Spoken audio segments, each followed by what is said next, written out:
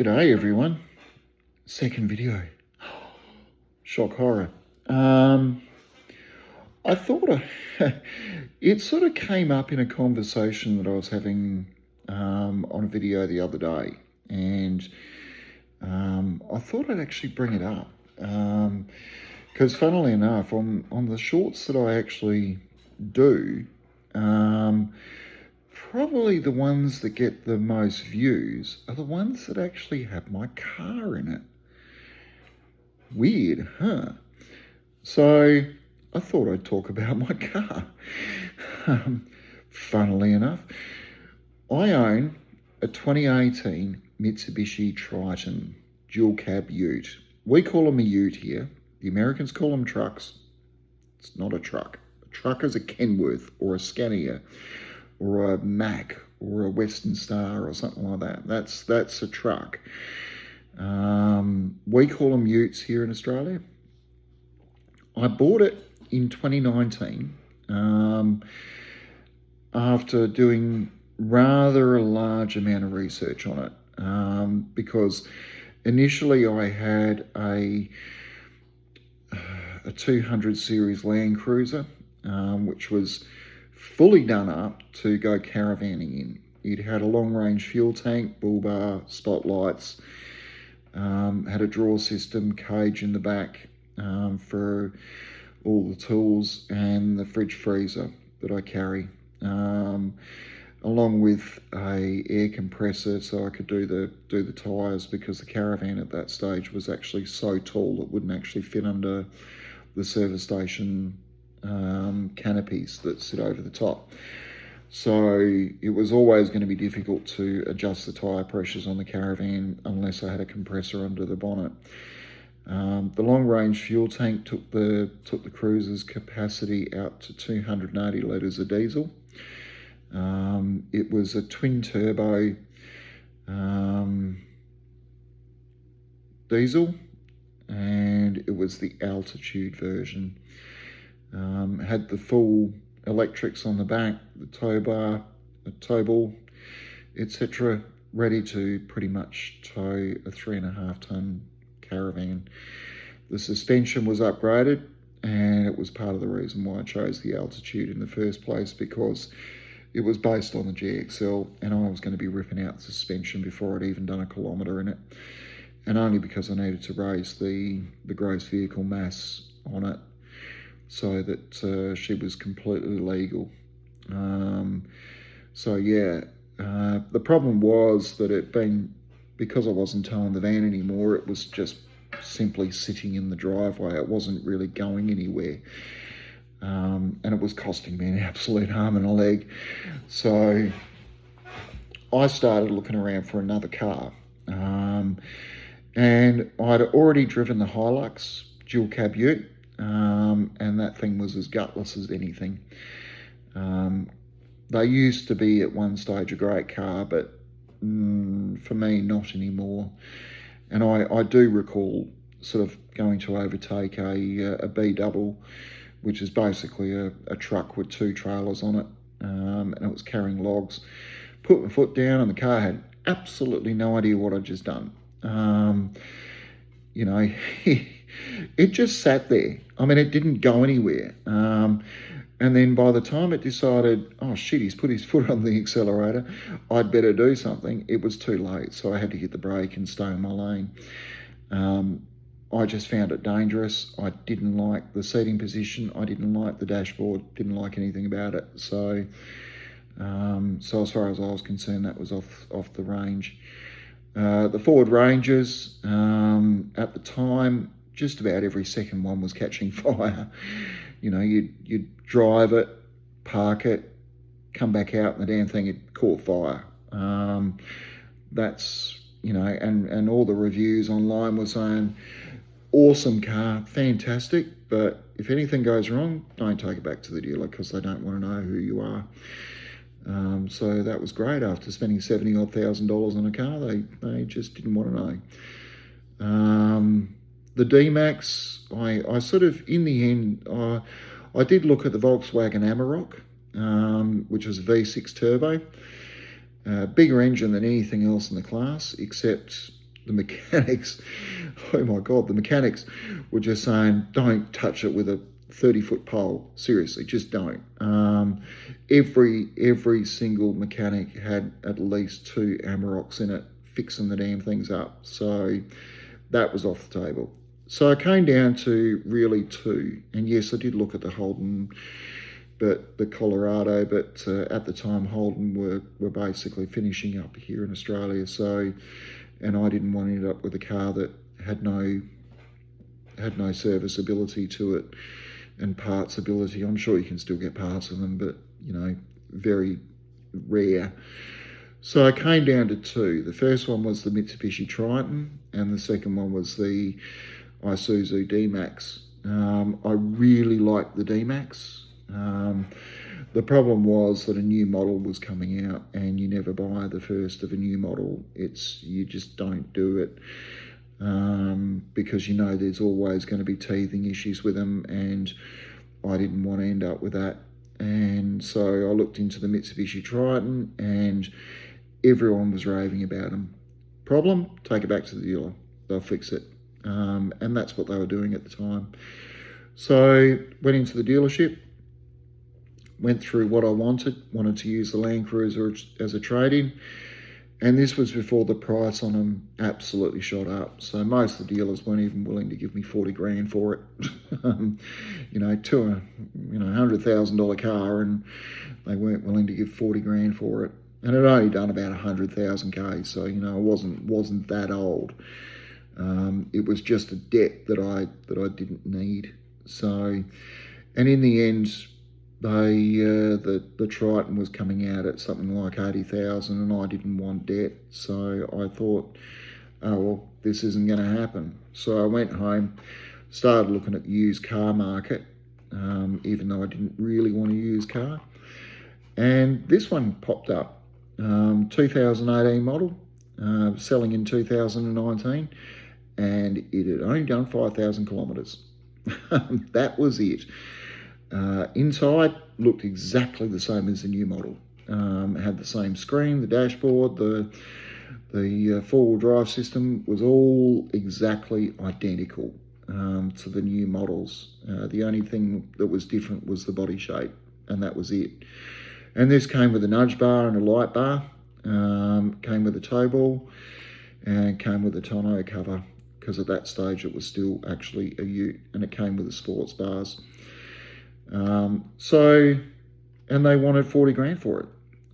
So rang them up, asked them if they'd do a trade-in. They said, sure. And I said, I want a trade-in, and I want you to pay off the rest of my loan. I want to be able to just hand the keys over and drive off. Nothing, not a cent owing. And so in the end, they agreed, and I drove home in my brand new ute. And it was basically brand new. 5,000 Ks in 12 months is nothing. It's not even running to the shops every day. It's like it's running to the shops every month, if that. So I've now done 150,000 Ks in it, and it's still brilliant. Still interior, albeit dirty, dusty, etc. That's what happens when you go out bush as often as I do. But it's still a brilliant car. First thing I did eventually was put a UHF in the car, 80 channel UHF. I'd had one with the Land Cruiser. I was used to having one. I missed it when I didn't. It was kind of weird not having it, listening to the truckies and everything else. So that was the first thing I did. Second thing I did was actually put sheepskin seat covers on it. Much more comfortable, and it protects the actual seats. So, because I did have an issue with the front driver's seat getting worn,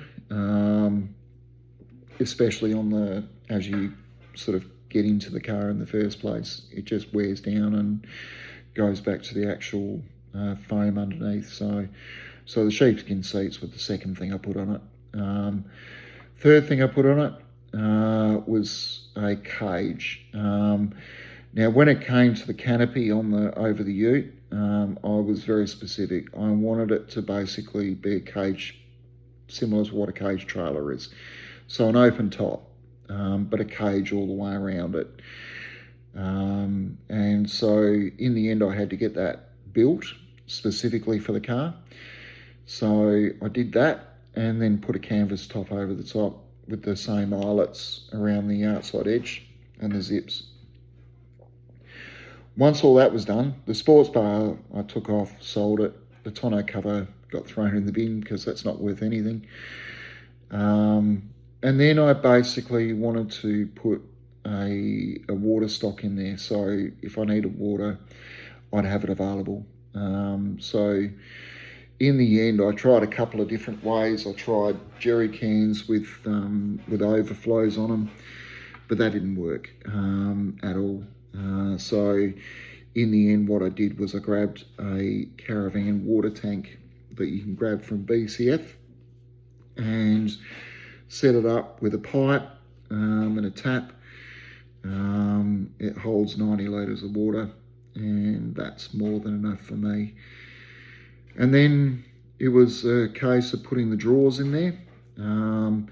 When I built the trailer that I've got currently sitting out bush, the intention initially was to actually put a set of drawers in it.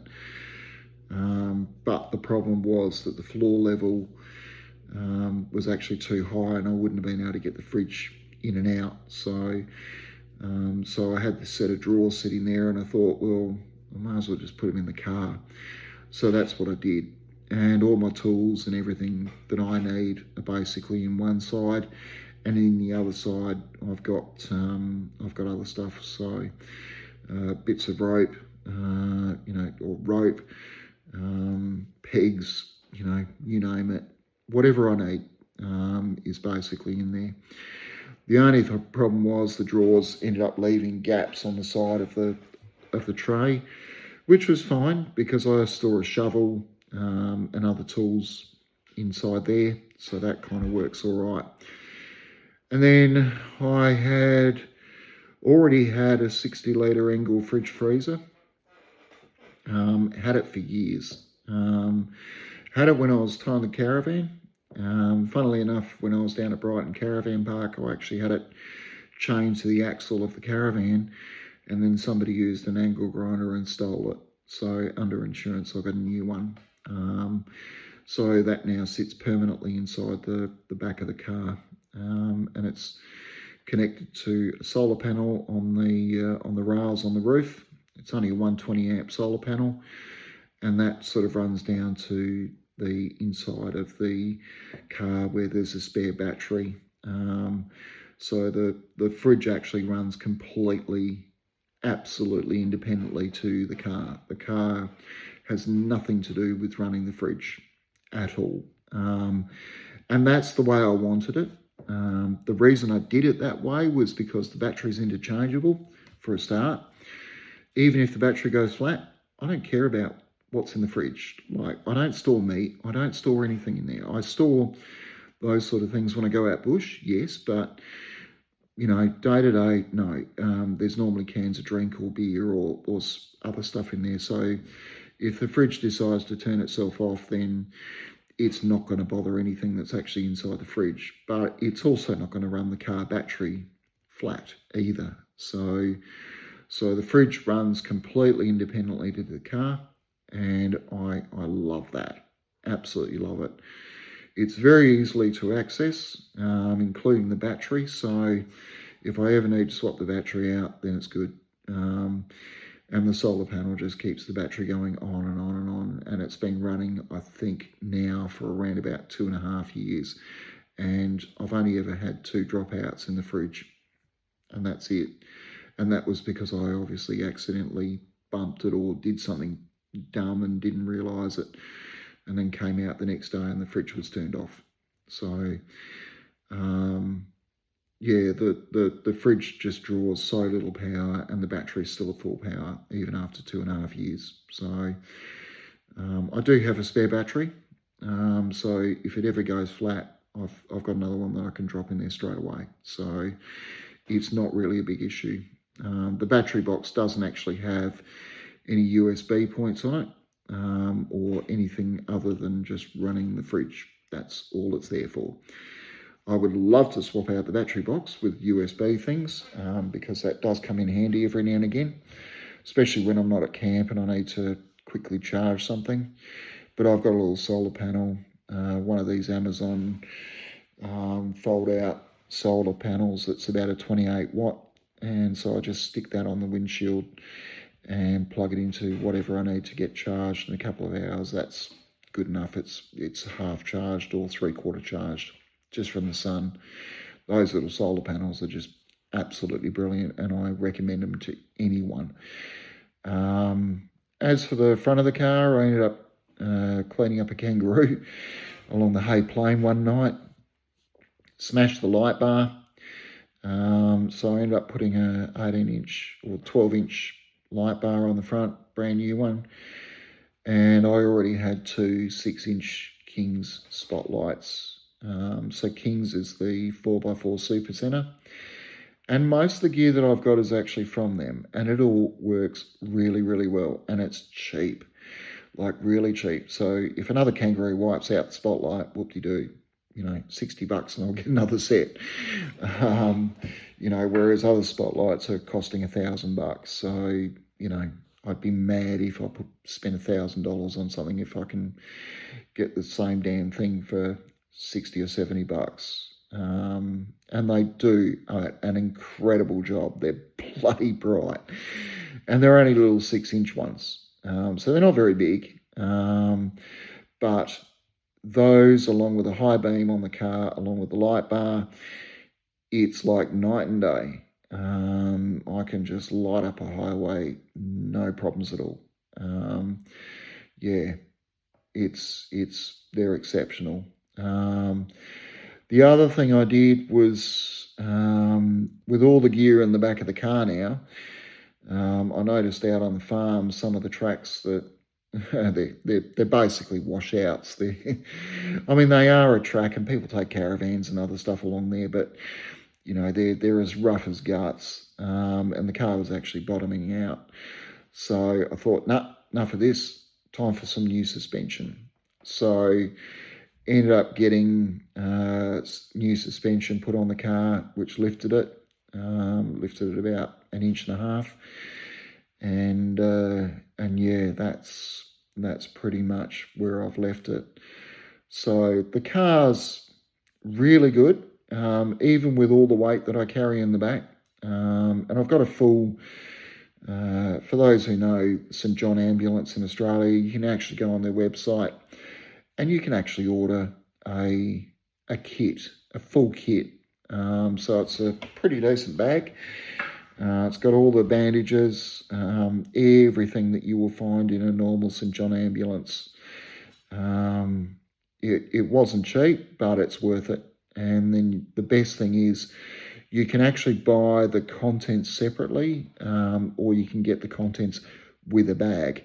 My suggestion to you, if you are thinking about it, is get the bag and the contents.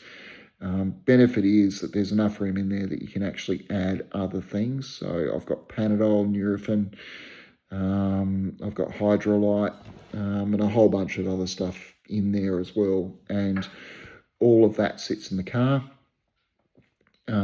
It's there when I need it. Mostly it's just Band-Aids that I need, sometimes bandages. But yeah, it's all sitting there in the car. It's just ready and raring to go. The car is incredibly comfortable, and I have slept in the driver's seat on more than one occasion. You just lay the seat down, and it does lay all the way back down. And just a pillow, sleeping bag, and I'm done. That's bed for the night. So it's an incredibly comfortable car to drive, and I've driven it to Queensland and back, driven it to New South Wales back numerous times. Putts along at about, well, it'll do, I normally sit on about 108 kilometres an hour, which is more than good enough for me. And if I need to overtake, she'll go up to 130 without thinking about it, and then you just back off and go back to 108 again. So You do everything within the law, and it's all good. Uses about 11.5 litres per 100, which to a lot of people sounds like an awful lot. But the 200 series was, even without the caravan on the back, was at 18 litres per 100. It's only a little 4-cylinder, single turbo, but it's, yeah, it drives like a car. I mean, the new suspension is harder, so it does feel the bumps a lot more. And like most utes, you need to have some weight in the back, and I've got quite a bit, but she's still bumpy. But that's the suspension, that's not anything else. I mean, I could take a lot of weight out of the car. I could empty the water tank, but I'm out bush every weekend, so you know, the idea of having a lot of extra water is not a bad thing.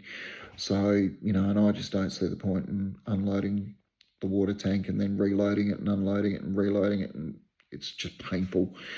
The fridge stays in there full time, even if I'm going down the shops. Doesn't ever come out. The only time it comes out is when I need to do a run to get rid of the bottles and cans, because we do recycling here in Australia and we get about 10 cents per can.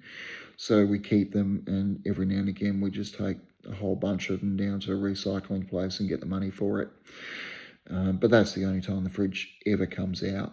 I do have an exhaust jack in the back, because being that most of the camping I do is on sand, it is much better than a high lift jack, much better than the standard jack that it comes with. You just basically plug it into the exhaust pipe at the back, turn the car on, and hey presto, the car goes up. Had that for a long time. It's a lot of things I carry in the back, my I suppose bet against Murphy's Law. If you don't have it, you will need it. So the exhaust jack goes everywhere with me. It's like the wire cutters I've got in the back. They're actually fencing wire cutters. They're not just a standard set of wire cutters that you get from Bunnings, because farm fencing is a much tougher grade, and if you're going to just use a standard set of wire cutters, you will not coat.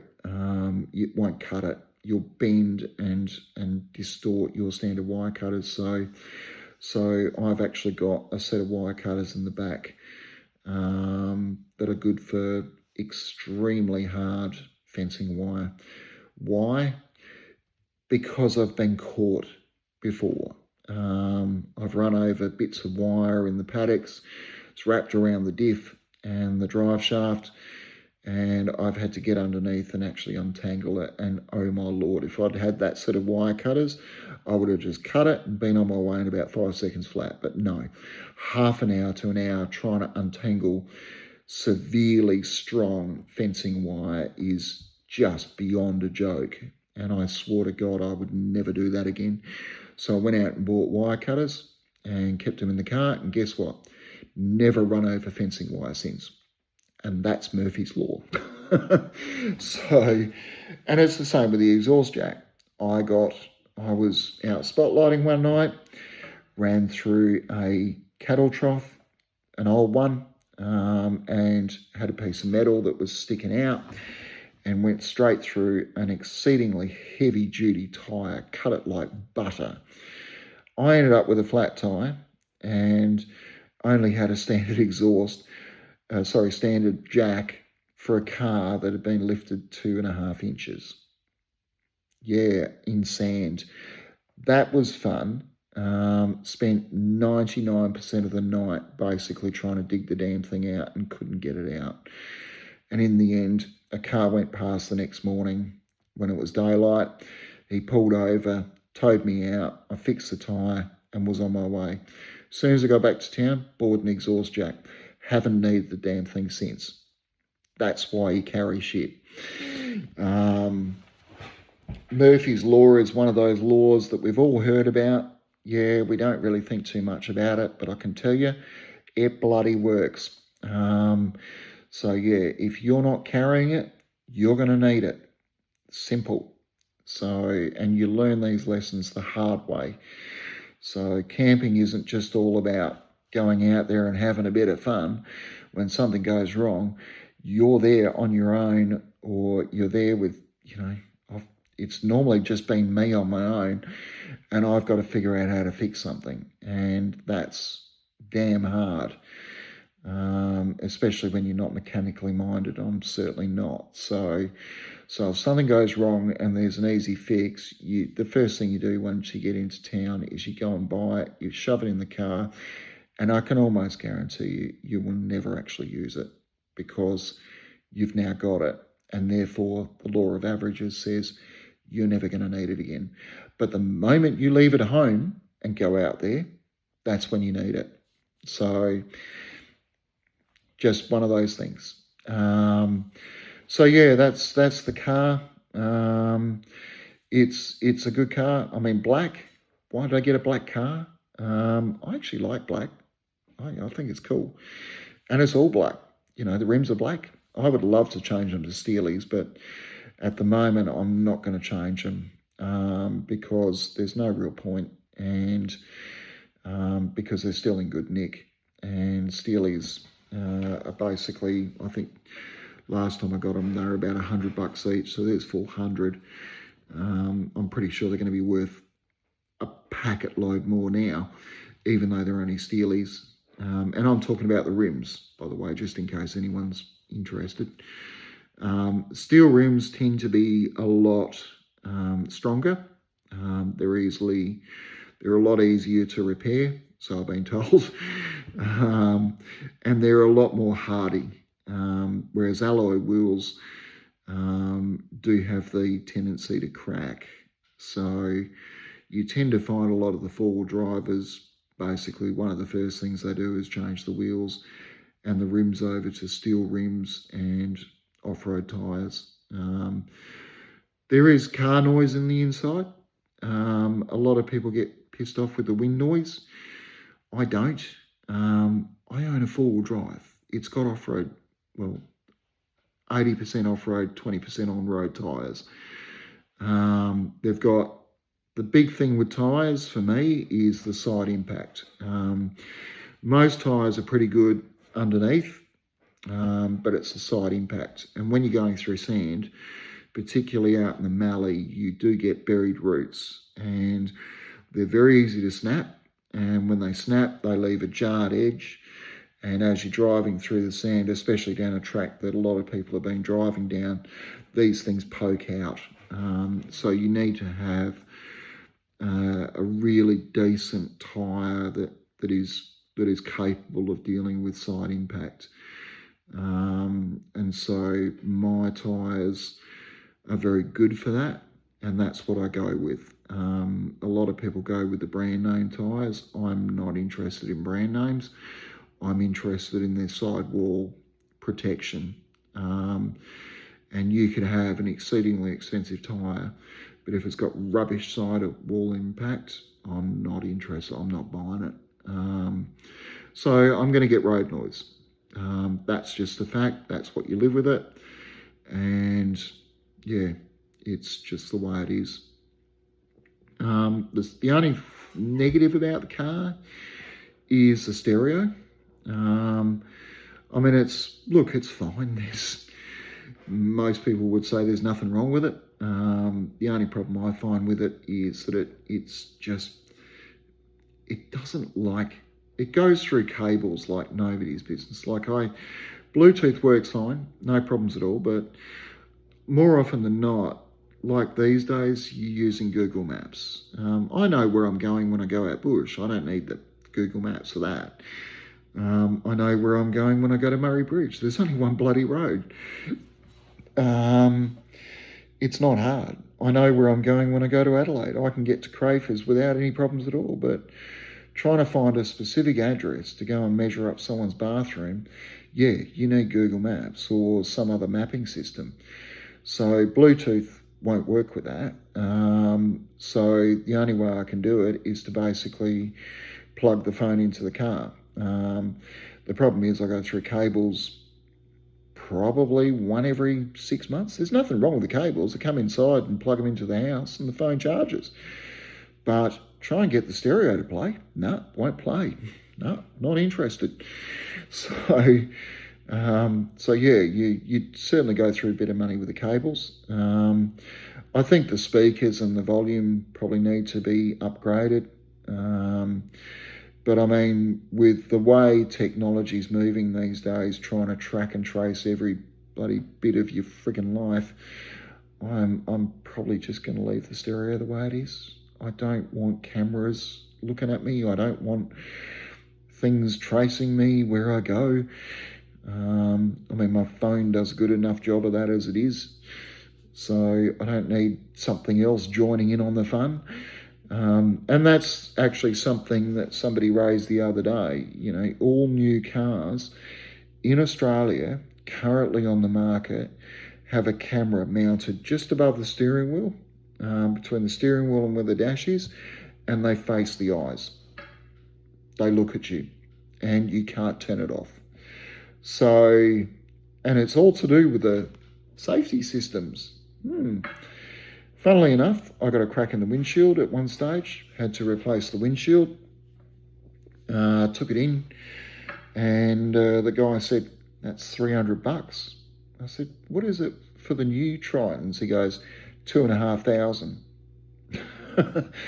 And I said, why? And he said, because above the center mirror is a whole bunch of sensors that basically face forward. So if you get a crack in the windshield and you got to replace the windshield, you got to replace all that crap as well. So my car doesn't have any of that. Doesn't have lane prediction. It doesn't have, adaptive cruise control. It's got none of that. The radio is about as dumb as it comes. I mean, yes, it is Apple CarPlay, but there's, it's only really smart when you plug your phone in. Otherwise, it's as thick as two bricks. The car's got a lot of electronics in it, as do most cars. But at least I know it's not going to drive me home or drive to the police station like maybe electric cars do or can. And I think Fords are going that way as well. So yeah, I'm quite happy with my 2018 Mitsubishi Triton. It is a Blackline version, so it's the last of that version. And I think the only difference between the Blackline and the GXL were basically I didn't get leather seats, and in a way I'm actually happy about that because I've got the sheepskin ones now. And they put black rims on it, and they put a bit of a sticker on it, but you can't see it because my car's covered in that much dust and dirt. Do I wash it? Once a year. Yeah, it gets a wash once a year. There's no point in me washing it. I'm out bush every single weekend, so it's gonna get dirty. And all the roads around here are basically what we call white metal roads. So they're basically a limestone road that's been compacted. So you drive along it when it's dusty. You get all the limestone dust up on the car. When it's wet, you get the limestone mud. So yeah, it gets dirty, really dirty. And there's no point in me washing it because a week later it's going to be out there again. So that's pretty much it. So yeah, if you've got any questions about the car or anything else, by all means ask. Like I said in the last video, I don't buy it. Only if you want me to. Yeah, ask anything. Seriously. Hope you've enjoyed this. Hope this does something. Probably not. Probably no one's going to watch it. I don't know. Very few people. Oh, that's the other thing. YouTube analytics. I didn't know anything about it until I started doing these things. I didn't realize that it actually logs what you guys watch. So if I do a 24-minute video, most people are watching on average 6 minutes of it. And that's it. So they don't see the shout outs at the end. So just some guy, I've got no idea where you've gone, mate. I really, really do hope you're okay. Yeah, Chance, I always shout out. We talk, so that's what we do. Robin, yeah, love you to bits, as always. And looking forward to September, by the way. Who else is there? Oh, Laura Griffiths. Hello, how are you? Oh, I said your name. Aaliyah, of course. Bobby C. Emson G. I really hope you say g'day. Just what I'm saying. It's all good. It's all good. Yeah, Tate, William, and there's probably others. So hope you all say g'day. That's what we're here for. I mean, it's not a big... This world's too bloody hard if you can't even say hello and have a smile and have a joke and talk to someone. Take care, and I'll catch you all later. Not tonight, though. Maybe some other night. 2 in 1 night's enough. Have a good one.